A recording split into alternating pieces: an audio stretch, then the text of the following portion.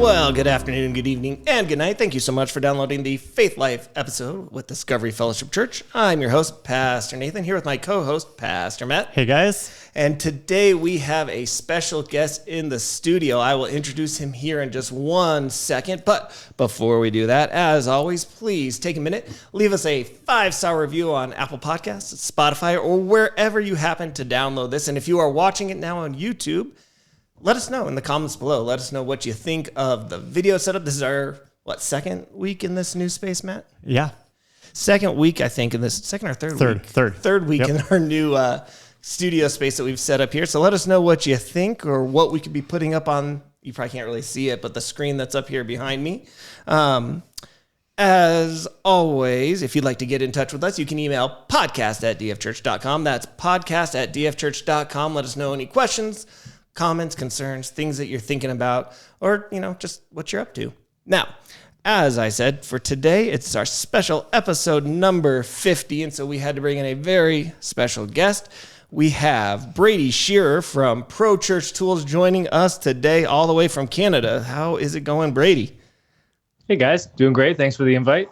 Yeah, thank you so much for joining us. And we're going to jump in. When we hit our main topic, we're going to get into a little bit about who you are, what you do, and how you can help all of us here in the church maybe understand, how do you put it, the biggest change in communications in the past 500 years? That's right. You nailed it. Nice.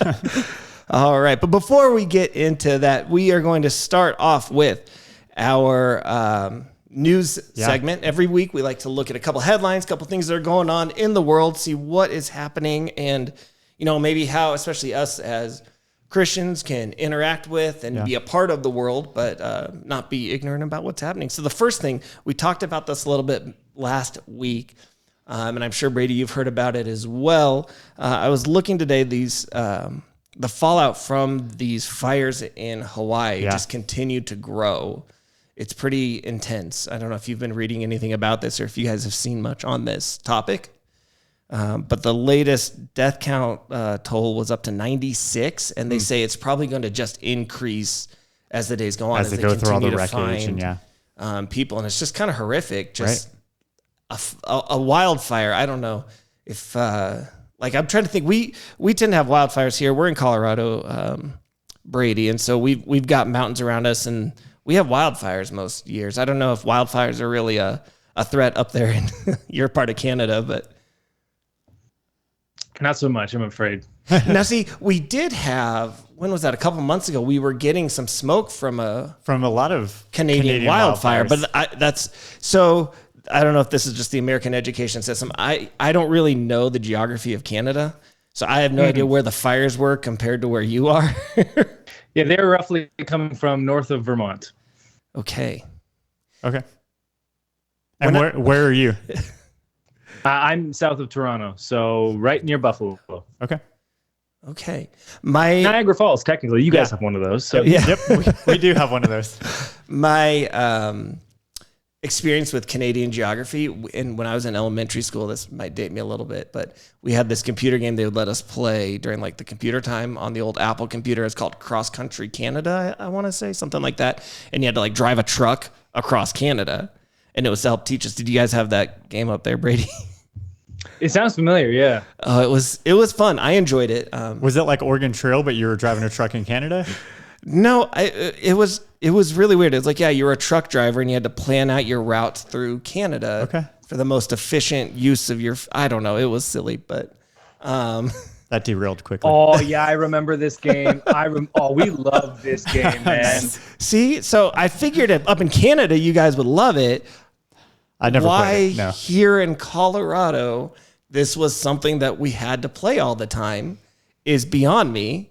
Because it really had no relevance for us. So I grew up in Southern California. That's where I went to school and never once touched that game. Never heard of it. It must be a Colorado thing. It might be. Did you guys have computer lab during lunch? We played Oregon Trail though. That was our go-to. Oregon Trail is great. Did you guys play Oregon Trail up in Canada, Brady, or is that the same as me playing Canada games? Yeah, that one I don't know if it rings a bell. Wow. It's so weird because classic. Oregon Trail is such a classic. Right. I have a card game version of it that I can still play. it's great. Yep. All right. So it looks like Cross Country Canada was developed by a gaming developing company called Didatech Software Limited. And Cross Country Canada came out 2002 was the second one. There was a Cross Country USA is what I'm trying to get to. Oh. So it sounds like there was first an American version of road tripping and then the Canadian one. But you got sometimes you're too close to it. You got to bring in the exotic. Right? Ooh, Cross Country Canada. Yes, Canada is very exotic to us. That's hilarious. I went to Canada once. Mm-hmm. We were on vacation in Minnesota because that's where I was born. And we just scooped up into Canada for a little bit. I don't actually remember it at all.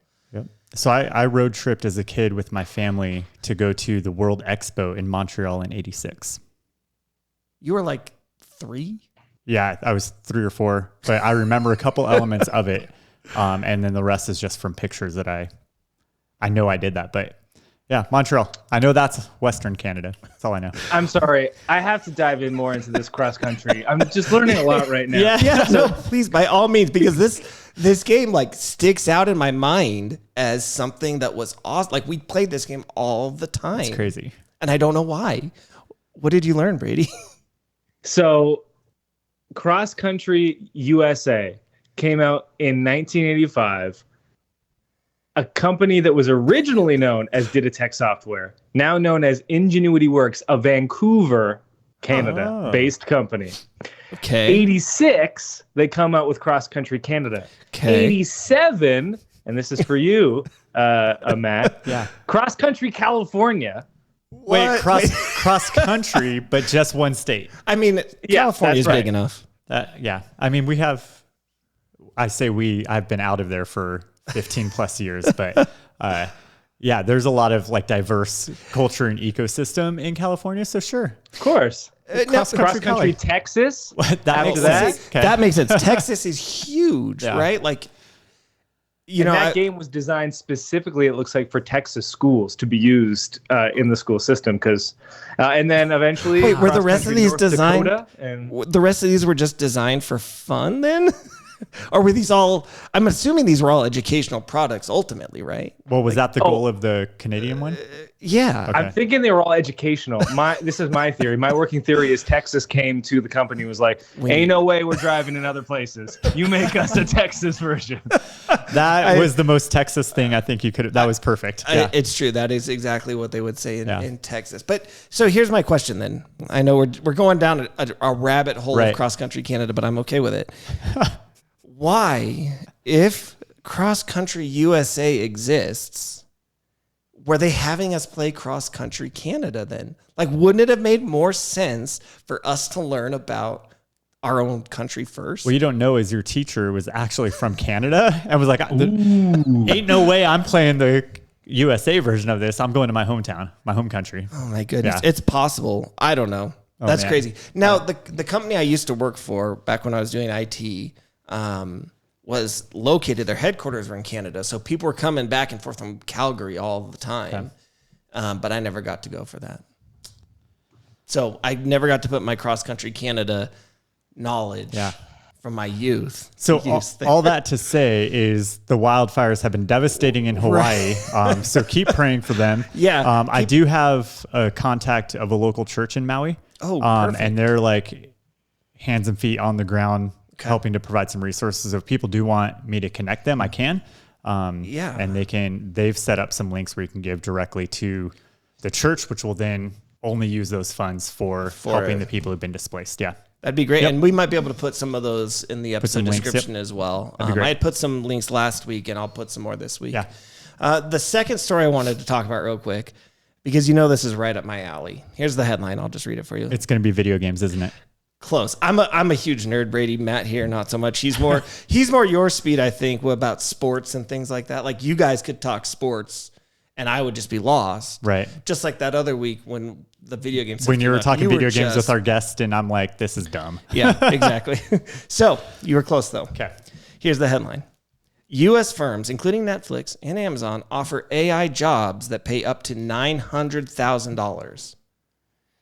Streaming service Netflix touts an opening for a machine learning platform product manager that pays between $300,000 to $900,000 a year, including base salary and bonus. So you manage the AI? You just are a product manager for the AI to get paid up to $900,000 a year. Huh.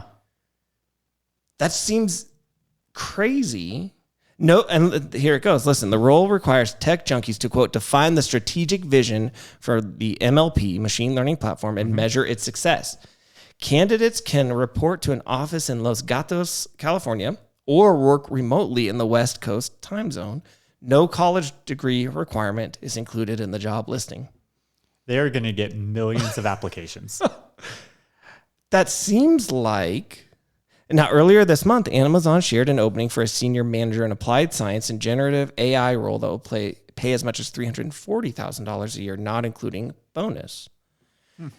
Just looking at the different, and this is something that I've talked about so much, and we continue to see, and I mean, it's a segment on our show now, right, towards the end, where it's like the transformative power that AI is bringing to just everything, right, is just crazy. And I know, Brady, on a recent episode of your show, you were talking about how you used it to fix some rounded photos that needed to be square, right? Using Photoshop's generative AI, which that continues to get better as well. Yeah. I've been playing around with that beta a lot.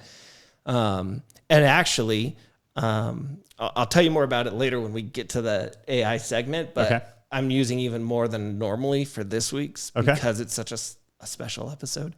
But just seeing how much and how quickly it's taking over so much stuff. Like, are you guys seeing what you've even seen so far, like concerned about it becoming a problem, like taking away too much or destroying all human creativity or like going Terminator and ruining the world? Like, what do you guys think about it still? Especially when we see jobs like this, where like, this is clearly something that larger corporations are valuing right now as something worth investing a lot of money into.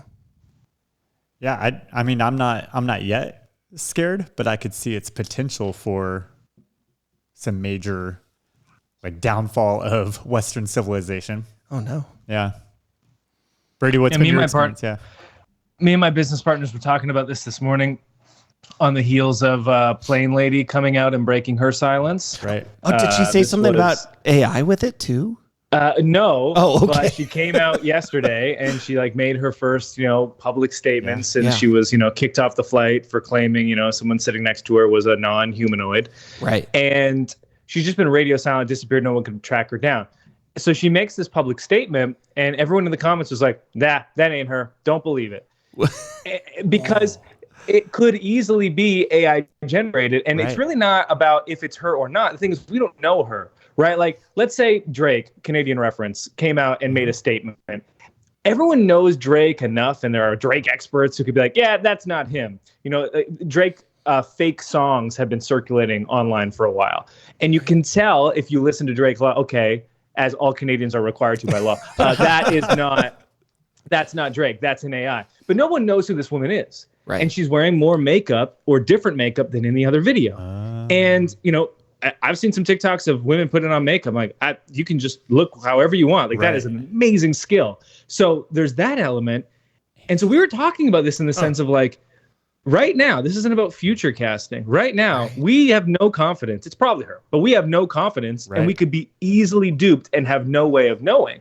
And so I was starting to think like about just this in the context of like media and what we're doing right now. Like, I feel like it's quite plausible that we'll have an organization, perhaps on a government level or private sector, that its entire job is to like basically give your content a stamp of approval that these are real people. It's like, we're a part of like, the Human Creator Project, which means there are no AIs in this. And we have to go similar, like you have to go through like a food handling course, like to open a restaurant. We had to go through a certification to prove that we are not AI.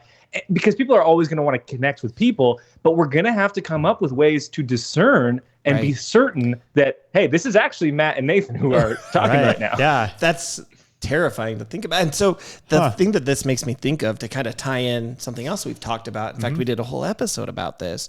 We hear so much more stuff about aliens and UFOs now. And this guy's like, I've got the evidence. I mean, I've talked to people who have handled the non-human remains that were recovered from the crashed stuff. I don't know if Brady, if you've seen this, it was in our government. There was like a congressional hearing where a guy was basically said, I'm under oath saying, I have evidence. I just can't show it to you. I have the evidence. Some of this I can't show because it's classified, but it was mostly like, this guy was like, I haven't personally seen this, but I know somebody who has. Right. So it's not so far removed. But anyway, as you're thinking about this and as they're like, well, proof of aliens, could we even believe that now? Right.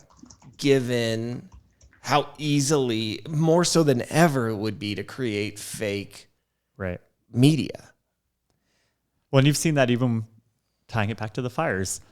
I've seen a lot of videos online of people showing like what started the fire. Oh, okay. And it wasn't anything natural. It was the government started it. It was their direct energy weapons. Sure. And so one of the most circulated photos right now is a picture of actually a satellite launch from 2019. Okay. Like just the exact picture from this satellite launch that they're saying is the direct energy weapon from a week ago. That started this fire. Right. It's so much easier and it's believable because it looks legit. And then they show it like someone else showed it from another angle, which we didn't have from the satellite launch. But it's so easy. Like I can Photoshop stuff too. It's not that difficult. Well, and especially with AI, you don't even have to Photoshop it. You can just say AI, make this, take this and show me it from a different angle. Yeah. I think what it's hopefully, I think we've talked about this, but it's like, again, it just keeps hitting it with me of like, maybe this will help. This can go one of two ways. Either it will help us to all learn to be as discerning as we probably should be with things that are online and how we continually see people not actually being discerning. Right. We see people read a headline, immediately assume it's all the way true and not even bother to look beyond that. Right. And so hope maybe this, if there's just so much of a chance of it not being real, that it'll force us to sit back and actually look into stuff before we believe it. Or it will just make us incredibly more believing things that are just fake. Right. Like I think it could go either way. Yep. Yeah. Well, that's what I have for the news. Unless you guys saw anything else you wanted, Matt, today. That's good. But I thought that was one other thing. I don't know if you guys have seen this. It was going around on TikTok. This is not really newsworthy as much as it was just crazy because I've never seen anything like this on video. Now, maybe I don't think it's fake. Like it's been confirmed or whatever. There was a house in Pennsylvania that somebody caught it on the Ring doorbell, which was a really high quality Ring doorbell. Like the quality of that video was really nice, but watching that house just explode. It was a gas leak, right? I heard that they've confirmed it was not a gas leak. Oh. Now this is again, how do we know? That's what I also saw. Yeah. Okay. But I've never seen a video of like a house just exploding like that. And like, it's terrible. They said there's 5 people who passed away, unfortunately.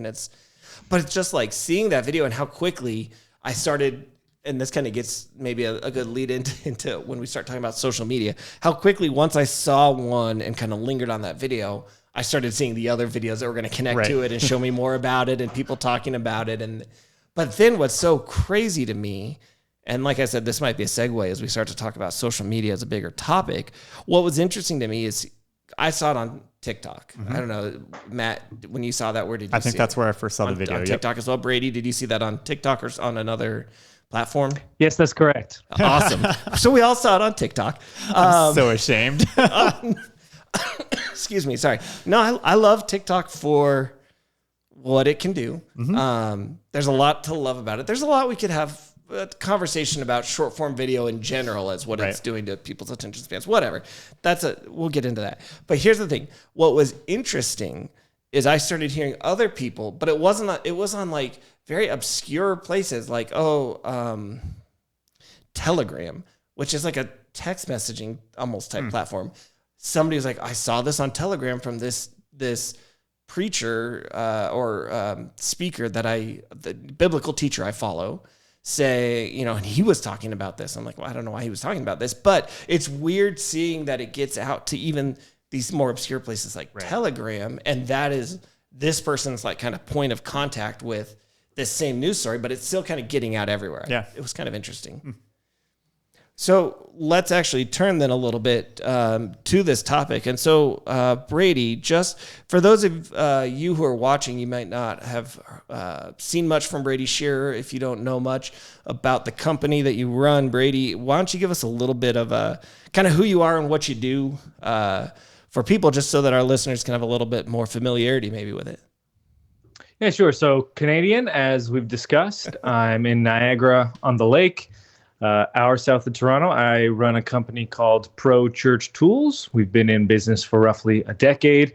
Our team is about 30 people. Kind of just started as me in my one-bedroom apartment, newly married. I went to school to be a student pastor, so I have my degree in theology.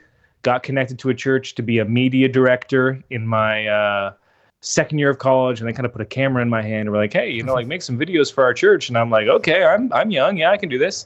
And as I start learning these skills, I'm going back into my classes and I'm seeing my peers who are going to go on to be worship pastors and youth pastors themselves. And I can see, they're going to get on their first week of the job. They're going to be like, hey, you're young. What about our Facebook page? And so I'm like, if I can learn these skills, so can you. And so I just start teaching everything that I'm learning. So we start our podcast, the Pro Church Tools Show, our YouTube channel, all of our social accounts, our blog, prochurchtools.com. And I'm just teaching everything I'm learning.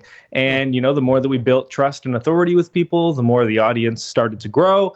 We, released a product, we hired some people, and, 10 years later, we run a software platform as our primary, business tool. It's called Nucleus, and it's a church website building platform, donation software, church management software for ministries. And we got roughly 3,000 churches that pay to use that software. Nice. And, but still doing what we always do, which is helping churches navigate, as you already said so aptly, the biggest communication shift in 500 years.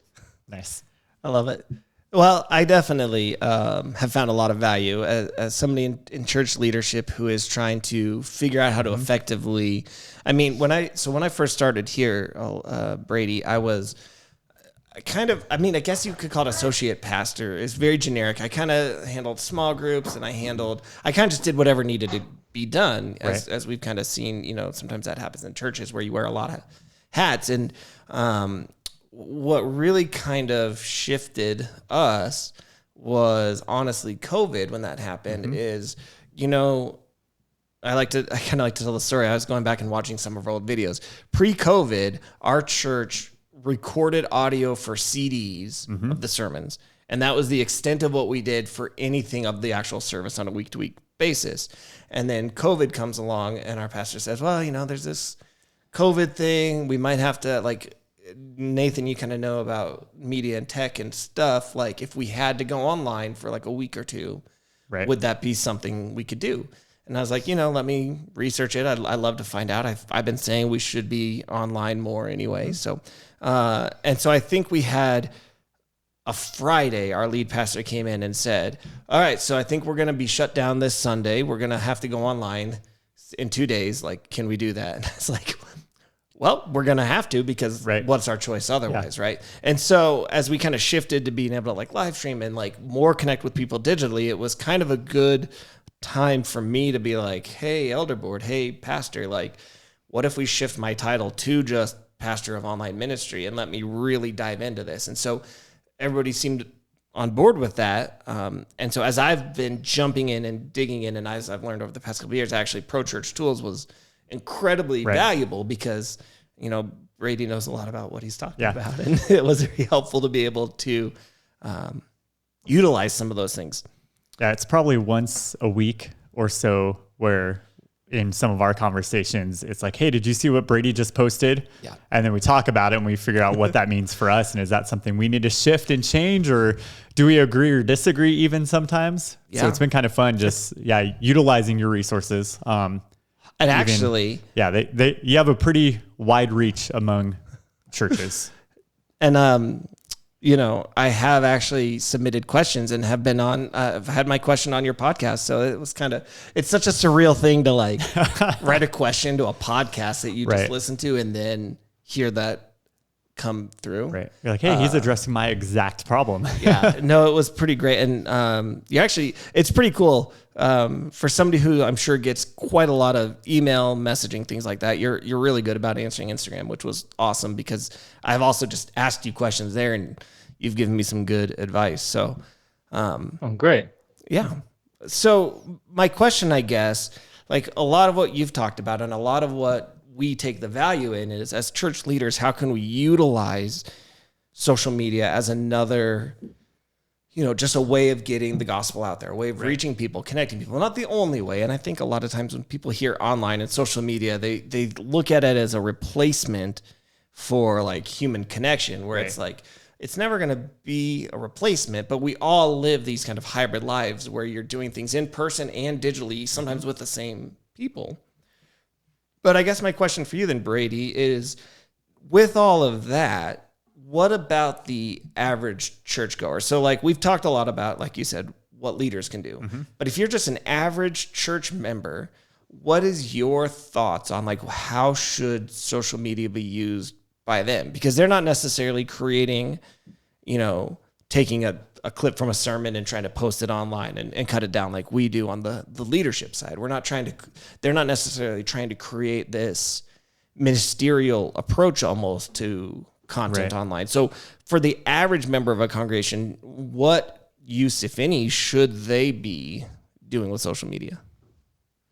Well, I think creating a routine that we've begun calling digital hygiene is a really great way to begin thinking about our use of digital media. I think one of the crazy parts of what we went through starting in September 2006, when Facebook first became public to anyone with an email address, to, today, is that, digital media truly transformed our understanding of the world, but also just our day-to-day living rhythms. And it happened so quickly that I don't know if any of us were really like thinking like, oh, like, what does this mean for us now? Which is curious because we just described AI and we're like, okay, like, what does this mean for us now? And maybe we've kind of learned our lesson, but it was so novel and also just seemingly harmless because it was mostly just amongst kids at the beginning. So like I was, 15 when I first got on Facebook.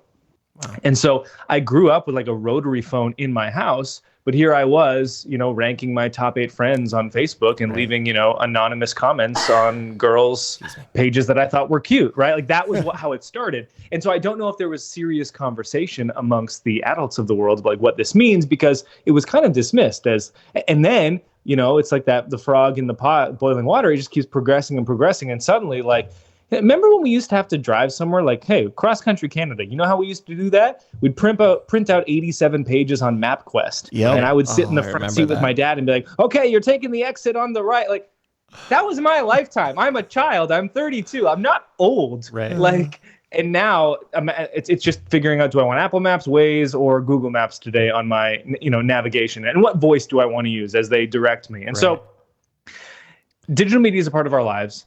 Now we're beginning to teach churches to consider these 3 rules of digital hygiene. And the first, they're really principles more than rules, but the first principle is indiscriminate use of digital media will be harmful. And what we're basically trying to emphasize here is that if you are not considering how you're using these platforms, harm will becoming afterwards. Like you're going to be hurt by this. And that's the first principle. Second principle is, if you don't make conscious decisions, they will be made for you. And the third one is, if you're not paying for the product, you are the product. And so these 3 things kind of all work together. And we talked about discovery algorithms, not by name, but earlier when we were, I watched one video on the Pennsylvania house explosion and suddenly I had a bunch more. And this is how the algorithms on social work now. We kind of began social in what we call the social graph era. And that was 2006 through about 2020. And the social graph era was marked by our feeds being populated by content related to our friends and family connections. TikTok really changed things and ushered in this new era of social called the discovery era, which is really just about your news feeds now being populated by content based on your viewing habits and personal interests.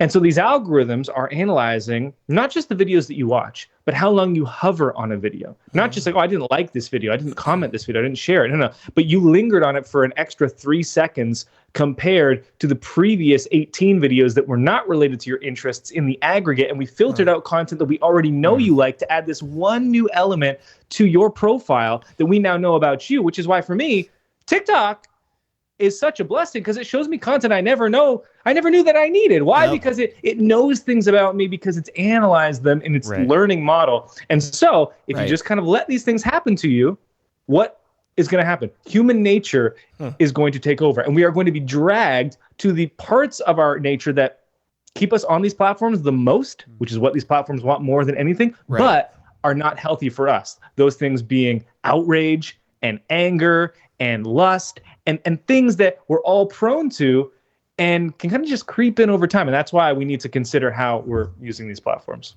Wow.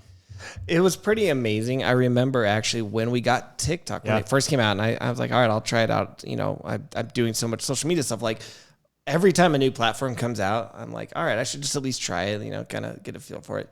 And so I remember TikTok, it was like, all right, for like a day, it was just kind of all over the place. But then surprisingly, really quickly, and I don't even know how it figured it out, but it fine-tuned itself so closely and then continues, like Brady's saying, to take I remember there was 3 months where all I saw were sea shanties. And I was like, this is awesome. I love listening to all these sea shanties. It's so random, but I'm on Shanty Talk. Yeah. And actually, so there's this was the first time I've seen this, and it kind of made me stop for a second because I was like, this is weird. I'm a lot on what you might call book talk. Like I see a lot of book recommendations, people who talk about specifically in the sci-fi fantasy subgenre, because I like that. And so I kept seeing people talk about this one book. All right. And so I'm like, you know what? Let's see what all the fuss is about. I don't want to actually buy this. I'll put in a request at the library because they can send it to my Kindle and I can just read it remotely, whatever. So I get it from the library. I open it up. And at the beginning of a book, they'll be like, oh, reviews from, critics. Here's critics' reviews on it. The first page review said, reviews from Book Talk. And it had a bunch of quotes from TikTok with usernames on it about this book. I've never had a book have TikTok like a printed book you have. Talk. Well, it's not printed because it's on my Kindle, but presumably it's a facsimile of the printed copy that is referencing TikTok in the reviews. And I'm like, well, I guess it worked because it got me to read this book. And so it is something that I think you do have to stop and think do I need to, like Brady's saying, the digital hygiene aspect of it. So I think the follow-up question people might ask then, is it worth it? Even being on any of these platforms, if it's going to be, I don't know, quote unquote, so much trouble, is it even worth investing in, again, as just an average church member, or should I just go outside and touch grass? You should always do that. But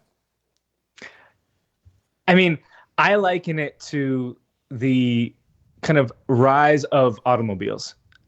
A lot of times we like to liken social media to smoking or junk food. It's like, hey, I can do without that. I'm going to choose not to smoke. I'm going to eat better food. I'm not going to eat that junk food. That's not good for me. Right. And I think that is, it's not a great comparison because it's much too small. I think likening it to the transportation industry is much better in the sense that when cars came out, the critiques that you saw were virtually identical to the critiques that we hear of social media now. Things are moving too fast. This is a danger to our culture. There's no real utility here. And now imagine trying to remove yourself from automobiles. Maybe you don't have your license. Everyone I know around here does, because I don't live in a big city. But there's some people that don't have a license that live in the city. Right. But they still need to use public transportation. It's not possible to remove yourself from the world of cars.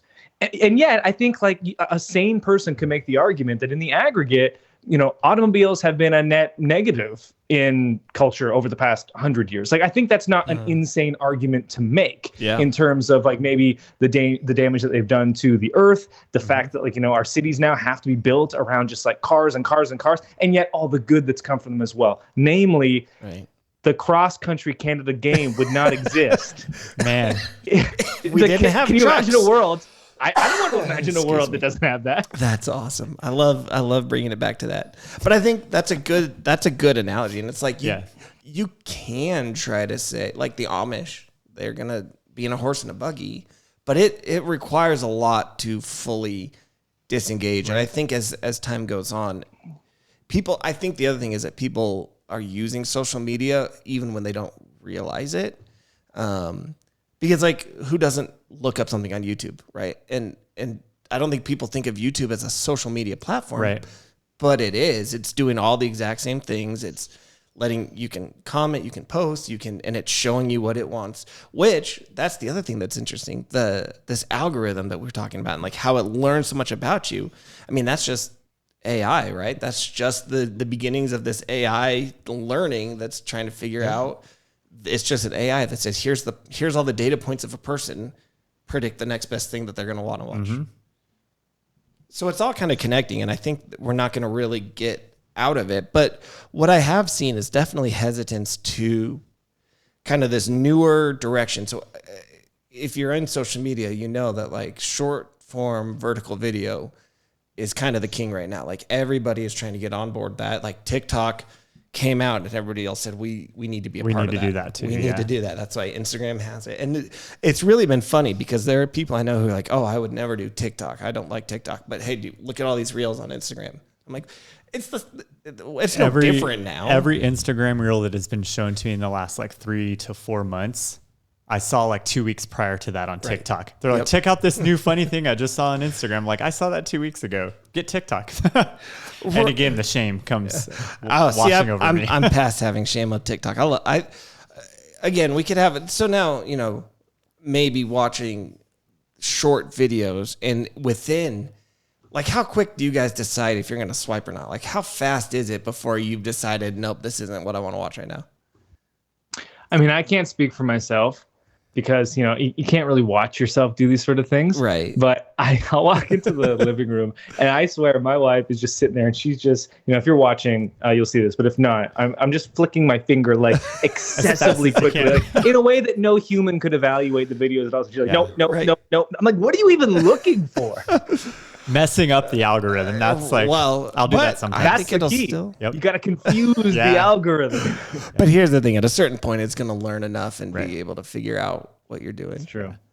I mean, like you said, it's kind of hard to know for yourself. But I feel like it's within a couple of seconds, I've decided if I want to keep watching or not. Like, it's not often that I'll be like 40 seconds into a video and then be like, I didn't want to watch this, right? It's quick. And so there could be something to be said about our attention spans and like, is this having a deleterious effect on us? Because 100%. I was having a conversation with our editor, pardon the interruption, this week, and we were talking about our YouTube edits, and I said I just completed like an hour where I watched some of my favorite creators who are also very popular and different industries, and I was timing how frequently are they making a change with the visuals, and I said the average is under 3 seconds. Wow. It was 2 to 3 seconds, and that's YouTube. It didn't start that way. Like we've been on YouTube for a decade. Like we used to just kind of be able to do long form, meaning 10 minutes or longer without too much editing, and now like it's not just enough to show what is being said. Like, we're going to talk about doing an edit, and here's what we're doing in our video editor to show you. I can just doing a talking head segment, and we need to do some type of animation just to keep people's attention. Right. And that is surely being influenced by these other platforms. It's crazy. I'll watch, like my kids might be watching something on YouTube, and it's sometimes like how often they just like cut to a split second from like The Office or something else going on the screen, or like just a little reaction of this, or like a zoom in, or like, just so it's like, it's almost kind of like, this makes me feel like I'm going slightly insane because it's just so fast. It's probably the thing that I've said that makes me sound incredibly old. Yeah. It's too fast videos, but it's like, it's just interesting. And, I'm a huge movie person. I worked in movie theaters for a very long time, and I love when I can watch a movie and see like, oh wow, they're doing like 10 minutes on this shot, and like the tension that starts to build because it's like this. I haven't seen something that's uncut, like an uncut shot for so long. that it's definitely an interesting thing. So Brady, what do you say about specific platforms? Because again, I think this is where we started. It's like I have a lot of people who they'll say, well, I would just never get on TikTok, or I'll never get on this one or that one. Like, as a Christian who's trying to influence the society around us, I would say, you know, we are called to go where people are, and this is where people are right now. So it's almost irresponsible not to be somewhat involved, I think. But I know people are just like, well, I don't know about this. Like, do you think, would you encourage them to, like, well, you know, try out TikTok, try out this or that or whatever, just as a way for you to connect with people? Yeah, I think there's a number of different considerations. The first is what we're observing to be the stratification of social media and generations kind of sticking with individual platforms. You know, when social was first out, Facebook came out, we joined it. Then Twitter, and then we joined it. And then Instagram, and we joined it. And this kind of continued on and on and on. TikTok, for me, was the first platform where I got on it. And I was like, oh, they're doing things that are very different than any other platform. And it was like learning a new language in some ways, because it was so foreign to me. And yet I could tell people 10 years my junior had no issues with it whatsoever. And that was 2019, I think. And so I was first starting to see, oh, okay, it's very similar to fashion and music, where they're culturally significant and they're almost always driven by young people. Right. Which is very rare in culture. Most things that are culturally significant are not driven by young people, but music and fashion almost always are. Yeah. And so, you know, you hit that certain point and you're like, the music these days, I don't know. Well, now these pants, they're very baggy. Whereas awesome. Like I walked into church and people are like, I can see those skin painted on jeans. What are you doing? You buy your jeans That's already so ripped. You're losing money. And I was like, oh, this is just the style. This is what we wear. And social is starting to become the same thing, where certain generations stay with it. You know, like the boomers are mostly on Facebook, and the millennials mostly on Instagram, Gen Z mostly on TikTok. And it's not so cut and dry, but I do think it's fair now to evaluate when a new platform comes out, like, do I need to be on there? Do the people that I care about, are they on there? Is this personally enriching to my own life? We've talked a lot about the negatives of social, because it's quite obvious we're having this cultural moment where we're like, oh, maybe we've just indiscriminately welcomed this into our lives, and we need to start evaluating it with a bit more scrutiny, which is great. Like, TikTok to me has been one of the best, most enriching things in my life in these last few years. I mean, you know, Nathan, you were mentioning Book Talk. Like, think about how many books you wouldn't have found if that wasn't something for you. Like, how many recipes for great meals that I love cooking my family that I wouldn't have found, or other creatives that have enriched my life that I wouldn't have found. Like, I can go on and on and on. Cleaning talk, things that I didn't even know in my house that needed to be cleaned. Praise God. That's so funny. I love it. So there are great things that it's enriching for. And so kind of evaluating it in that respect as well. Broadly, being where the people are matters to me. But for the church world, like, I think just like, you know, being up and close with people for a long time is what matters the most, right? Like we all know this. I think you bring someone like me onto the show and people are like, oh, he works like in social. Like, he must think that's what matters most. It's like, no, like incarnational ministry, being present in a community of believers, like that's what matters most. What's great about social is it can do things online that we cannot do offline. And as this supplement, that's really awesome.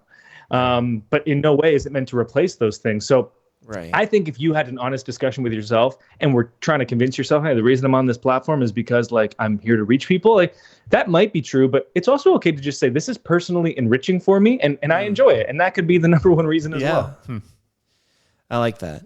What do you think about, and maybe we've been going for a while here, but maybe, what do you think about this? I kind of think one of our students, he's actually the one who's producing right now, one of our former students, had asked this question once.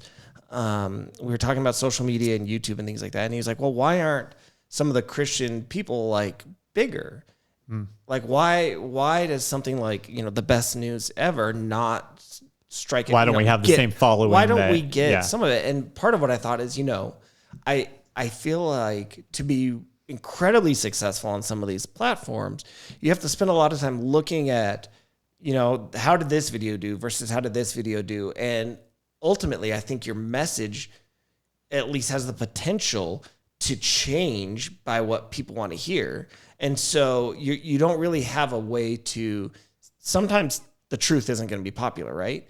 Which is not going to work on social media. If it was popular, things that are going to be popular are going to succeed more. So I feel like, do you think there's a danger, especially as a Christian, like how do we balance, maybe is a better question, that pull towards, well, more people saw this and so it's really good because it's getting the message out there, versus letting that be like, it's the goal is how many people saw it, or how many viewers do I have, or how many likes did I get on this video?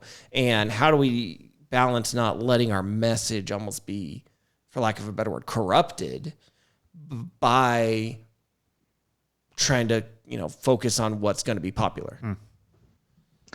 I think this comes down to, of course, your values and the why of why you're using platforms like this. We talk about the intersections of faith and culture. And that's a really practical way to think about it. Is what I'm discussing here relevant? Does it align with Scripture? Is it relevant to the mission of Jesus? And is it also accessible to the everyday person? For churches and for Christians, that's typically going to be the sweet spot for content that's going to reach a wide audience, but is also true to the mission and fulfilling the reason we as churches exist. One example of that is we see, because we work with churches and help them with social, one type of content that we see perform far and above almost all other types is parenting content. There's this one church, that ironically is called One Church, and they have this huge TikTok account. I think it's approaching 500,000 followers. Holy God. And there's a female preacher and a male preacher. And I'm not sure if they're husband and wife, but they kind of alternate.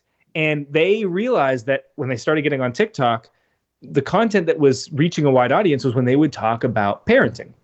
And so they've started to do a little bit more of that on social, because they realize this is the content people seem to resonate with. And it's also something that Scripture teaches to. And this is a undeniable need in culture. And this is when we talk about going into all the earth and sharing the good news. This isn't just about your own church's personal interests, but about taking the timeless message of Jesus and sharing it through these timely mediums.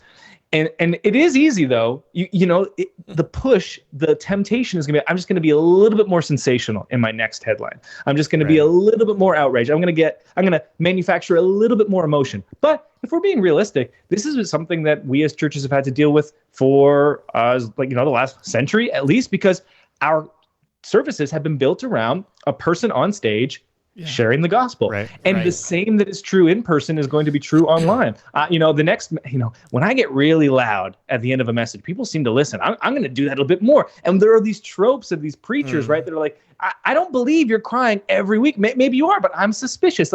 We can do these things on the margins and push things beyond what's authentic and genuine online and offline. And so having values and being a person of integrity, even if it does mean a little bit less reach, is what's always going to be best, not just for being, honest with yourself and with your God, but also for sustainability and longevity.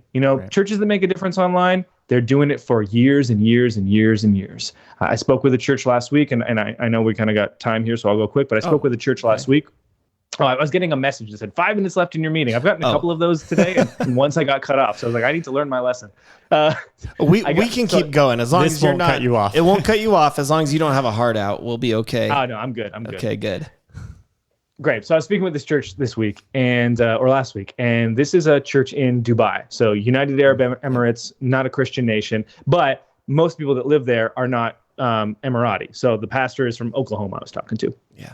And it's like, our church is 250, and 5 years ago it was 50. So we've 5x'd in 5 years basically. And this church has been blowing up on social in the last few weeks. They've gotten 10,000 new followers in a month. And they've 10x'd their social in 1 year.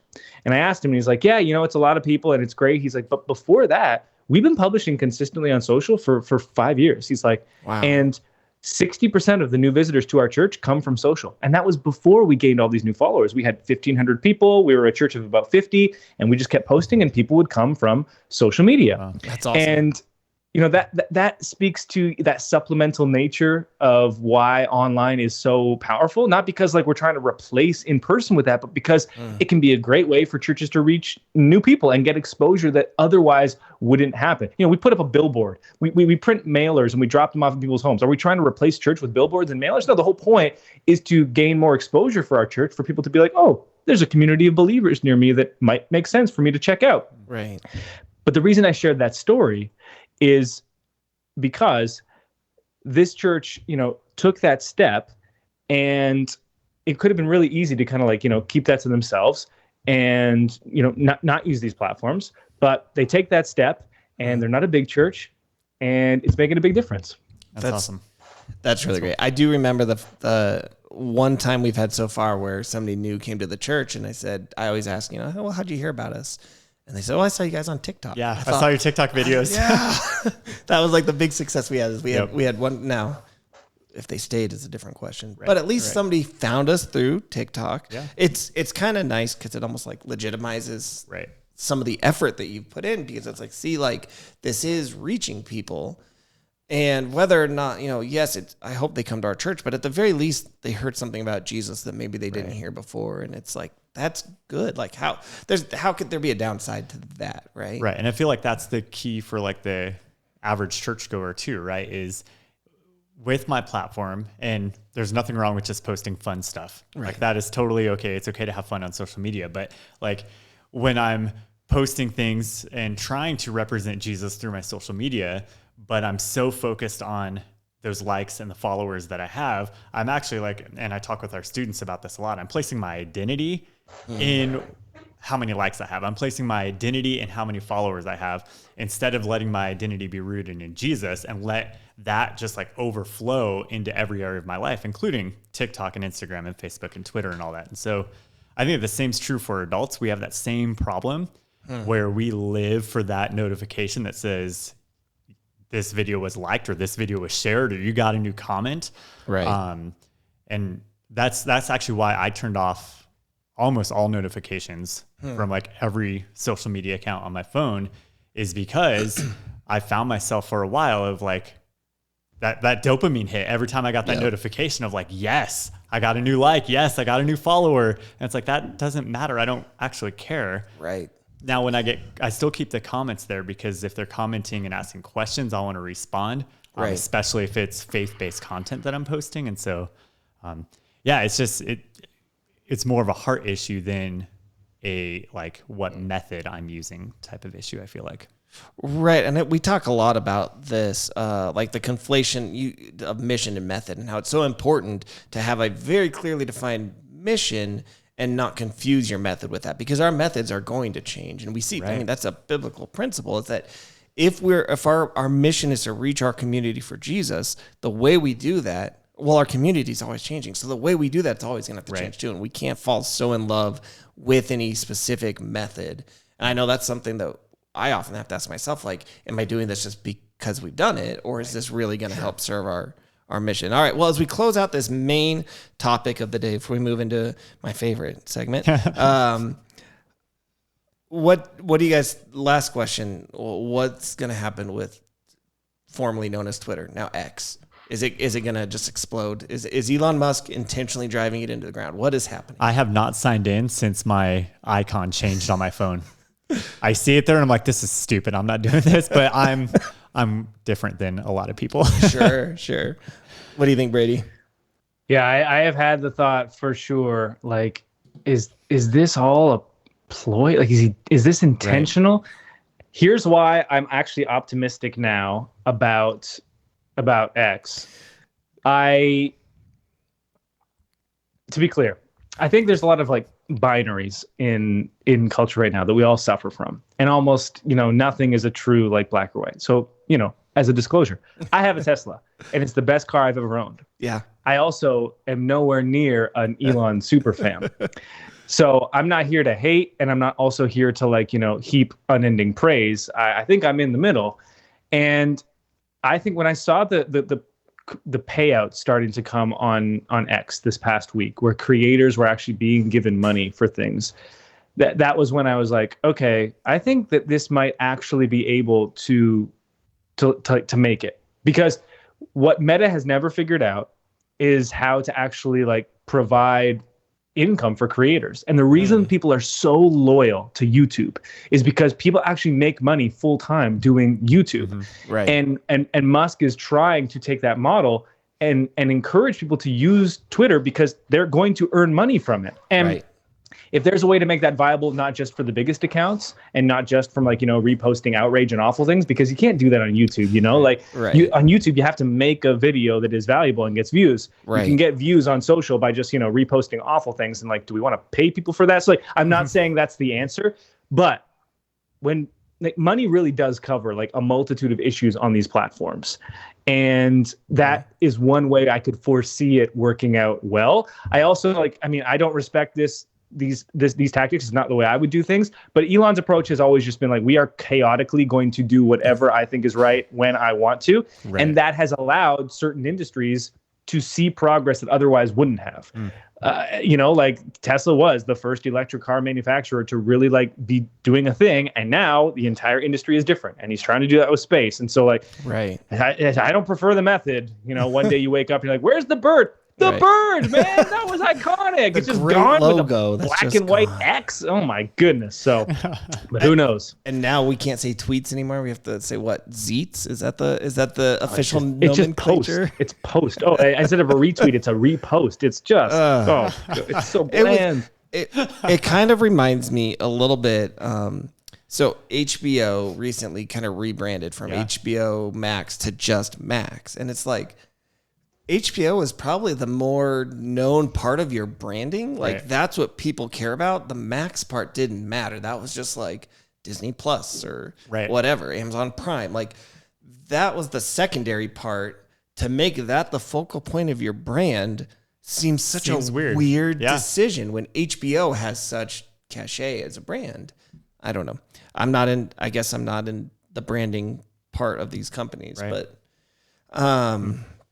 well, let's move on real quick to my favorite segment where we ask the AI anything. Now, Brady, what we like to do is go into something like ChatGPT or something and have it generate a top 10 list for us and just kind of live react to it. So I've seen this in advance, but you both have not. Right. And so I thought to fit in with our topic today, I asked ChatGPT. Now, don't forget, we are on week, I want to say 3 of our sponsored use of ChatGPT 4, the newest ChatGPT, all the bells and whistles.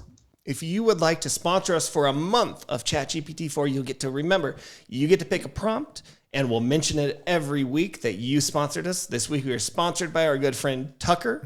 He paid for ChatGPT for a month. You can do it too. Just email podcast@dfchurch.com. That's podcast@dfchurch.com. Now, what I asked ChatGPT this week, what are 10 hypothetical social media posts that would be made by famous characters in the Bible? Nice. Okay. So here's what it came up with. Now, if you've ever used any of the ChatGPT AI type stuff, you have to finesse it a little bit. Usually just one prompt to it is never enough. You have to be like, you know what, maybe try to go this or change the tone a little bit this way. Or it's conversational, which is one of the big differences in it than most other things. And so this took a little bit of tweaking. I maybe combined some things from different lists. I even there's another one I've been using lately called Claude that's pretty good, but mostly this was all from GPT-4, but just a little bit of finessing. So the other fun thing, this is what I talked about earlier in the episode. If you're watching the video and if everything goes according to plan, you'll actually see like the posts from these people. I had AI make social media portrait like posts, images of each of these characters as well. I had our Stable Diffusion, AI make an actual picture of each of them. So you'll be able to see what it would look like if, for instance, number 10, Solomon, were to make a social media post. I don't know which platform he would use, X or Facebook or what, but Solomon, his handle is @KingofWisdom. That's fair. Here's his, we'll just say these are all tweets because these all seem like they're tweets. Okay. Here's this. The good news, I have 700 wives. The bad news, I can never win an argument. #married life, #wisdom. Oh my goodness. A lot of these are really groan worthy, but Yeah. I laughed. I'm not going to lie. I laughed at a lot of these because I was like, well, that's funny. Solomon, I feel like 700 wives is not good news, my friend. No. All right. Nor is it wisdom, but that's just me. Number 9 from Joseph at Dreamer in Desert. Life hack. If your multicolored coat makes your brothers jealous, maybe try beige. Hashtag sibling rivalry.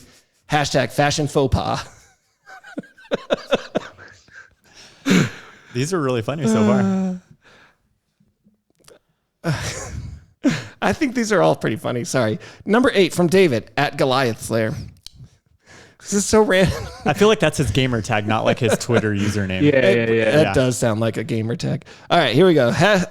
Stepped on a Lego this morning. Suddenly, fighting Goliath seems less painful. Hashtag real pain.